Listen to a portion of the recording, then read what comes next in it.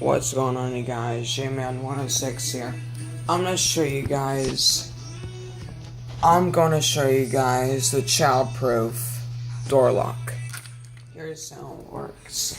So when the child, they'll unlock this, but they will not. This lock restricts the door from moving. And guys, check this out. To operate this lock, just put your finger on this chain and flip it to the right and pull. Then you'll be able to use the door. And then you'll lock, and when you lock it back, like when you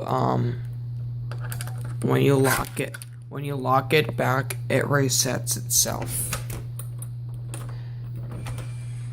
See? It resets itself. Yep, that's a good lock. A decent lock. Say right here. All you do is flip the chain and pull, then your door unlocks. There you have it.